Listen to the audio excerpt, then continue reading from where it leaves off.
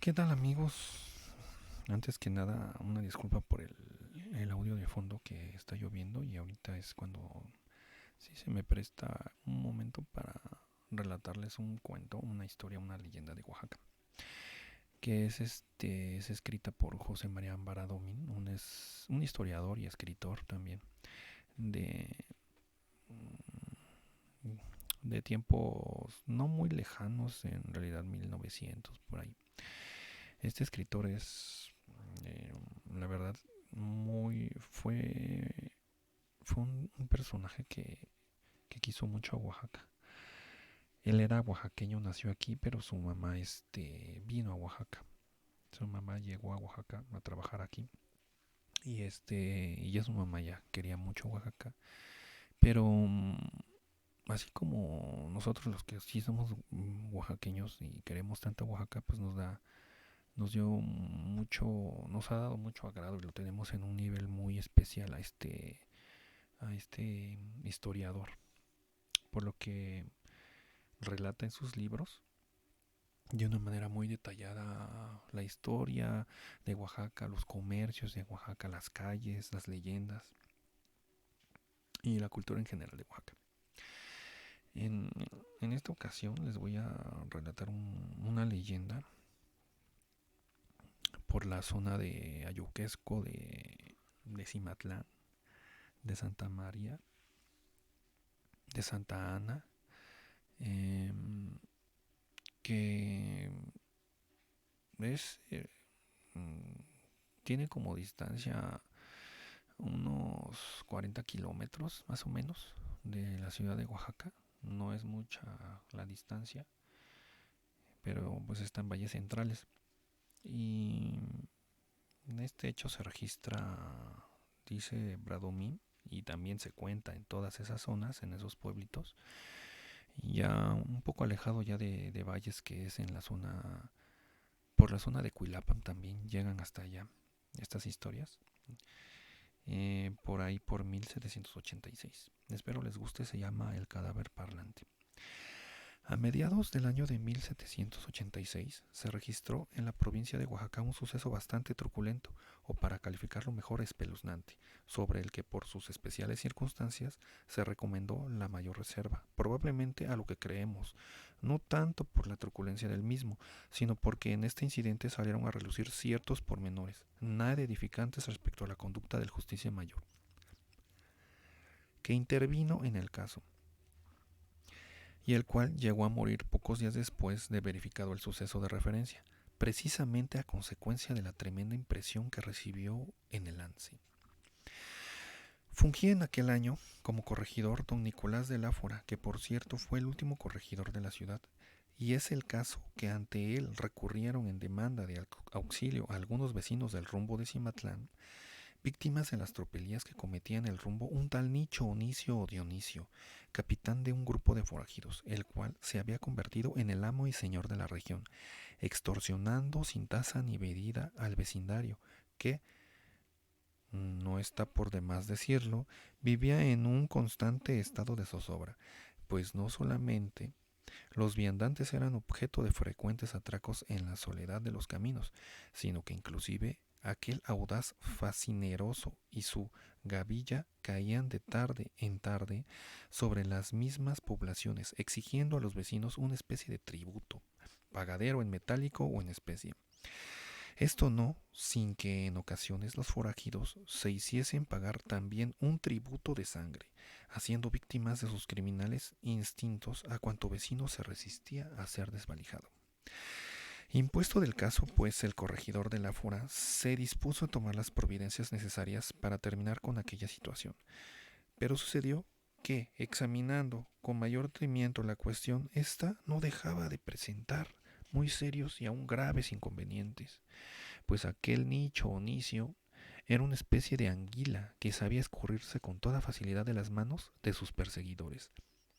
Ya era muy complicado dar con él. Nadie sabía a ciencia cierta su lugar de residencia o en qué sitio tenía establecida su guarida, cuando se creía verlo en Tlapacoya, que es en donde les comento, es en Santa Ana Adelán. En realidad, se encontraba en Ayoquesco. Más adelante todavía, amigos, una media hora o 40 minutos más adelante. Todos esos eran sus rumbos.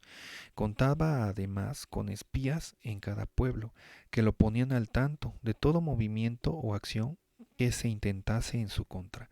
Y por si todo esto fuese poco, circulaba la versión de que tenía contraído un pacto con el diablo. ¿Cómo iba a ser posible entonces atrapar a semejante sujeto? Por más que cavilaba el corregidor del Áfora, no encontraba manera alguna de encarar debidamente aquella cuestión. No era cosa de simple estrategia, había que dar con algo diferente, con un medio seguro y eficaz. Y al fin, después de darle muchas vueltas a aquel asunto, creyó encontrar la solución del mismo encomendando el caso al Justicia Mayor Enrique Bernabé, residente en Ejutla. Ejutla ya es un poblado del otro lado de la ciudad de Oaxaca. Ya está en el otro extremo y a la misma distancia, pero del otro lado de Oaxaca. En la misma distancia en kilómetros, pero hacia el otro lado.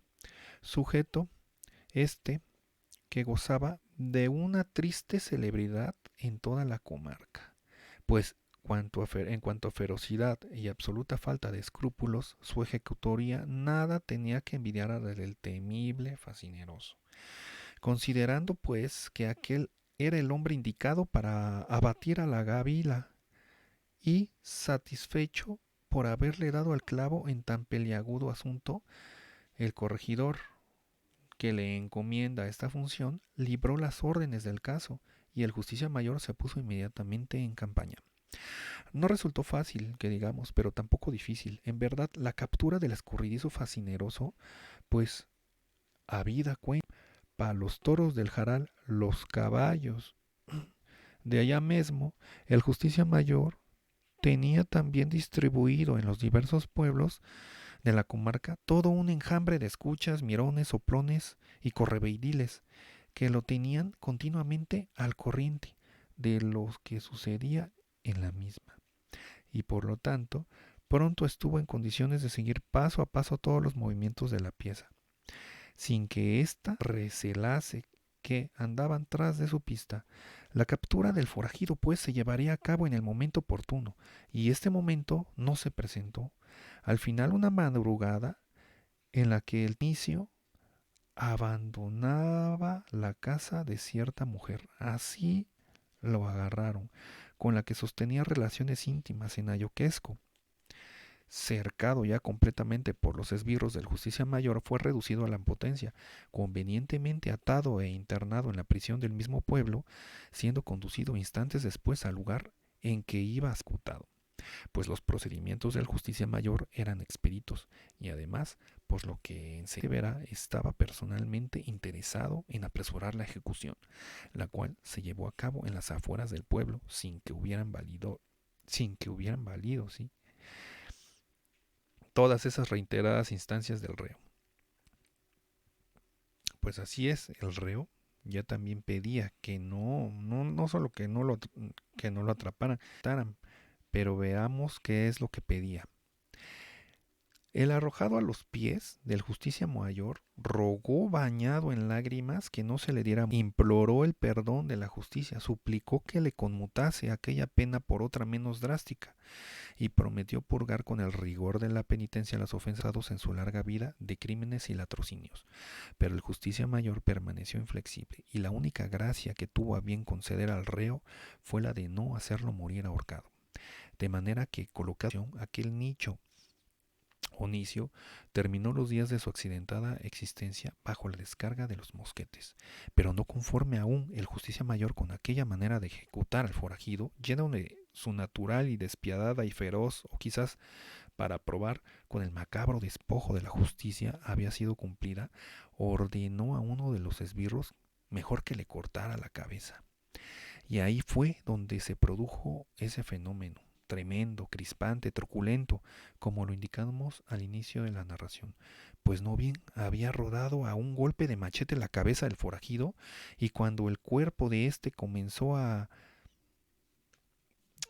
desangrarse, este comenzó a agitarse en terribles convulsiones y contorsiones frenéticas, rompiendo sus ligaduras y rodando y brincando de un lado para otro, pudo al fin apoderarse de su cercenada cabeza, colocándola nuevamente en su lugar. Un hecho espeluznante ante el estupor del aterrorizado Justicia Mayor, que, lo mismo que sus corchetes, contemplaban llenos de pavor y dando diente con diente aquel hecho increíble, inverosímil, fantástico, el cual pavor subió de punto cuando el ajusticiado, encarándose con su verdugo, lo apostrofó violentamente. Miserable corchete, fementido señor, hecho con pasta de villano, no fuera yo quien fui si tú no hubieras encubierto mis andanzas, ni participando del fruto de mis latrocinios, por los que ahora me das muerte. Pero está ya cercano el día en que habrás de purgar todos tus excesos, dijo, y en que habrán de exigirte estrecha cuenta las víctimas de tus despojos en Valdeflores, y los infelices a quienes hiciste asesinar en Cuilapam. Te espero pues en el infierno, miserable robagallinas, le dice. Terminando el tremendo apóstrofe, la cabeza del forajido rodó otra vez por el polvo y el cuerpo se desplomó pesadamente para no levantarse más. Y no pasaron muchos días sin que el terrible vaticinio del ajusticiado se viera cabalmente cumplido, pues el Justicia Mayor entregó el ánima, y no precisamente a lo que creemos, al Creador, y a consecuencia de la impresión recibida por aquella escena macabra y la terrorífica requisitoria de que fue objeto, aun cuando el corregidor del Áfora hizo correr la versión de que el Justicia Mayor había muerto del mal de Tabardillo, no queriendo que trascendiese al dominio público aquel espeluznante suceso. Pero, ¿cómo? Según reza la sentencia salomónica, en este mundo no hay nada oculto bajo el sol. La memoria de aquel truculento episodio pudo eludir la acción del tiempo y la rigidez de la censura impuesta por el señor corregidor, según se colige a través del presente relato. Pues muchas gracias, amigos. Es un relato bastante impresionante de un acto con el mal, pero con el verdadero mal. Y así se cuenta, y así se cuenta en aquellos pueblos. Esta historia que llega desde Cimatlán, Valdeflores y hasta del otro lado que es Cuilapa, que es la misma zona, pero es tomando en cuenta que estos pueblos ya tienen su distancia y cada uno ya es independiente, pues es impresionante, ¿no? Y también hasta dónde llegaba a hacer sus atracos, ¿no? Este forajido, ¿no? Este asalta caminos. Y estas historias se han ido perdiendo. Mm, Voy a tratar de leer algunos otros relatos muy sobre todo por la importancia que tiene la leyenda de Oaxaca, ¿no? Y que ahora se conocen, pero ya a veces son hasta de otros lados, ya ni siquiera son de Oaxaca las más famosas, y, y es importante rescatarlas. Pues espero que les haya gustado. Les mando muchos abrazos. Gracias.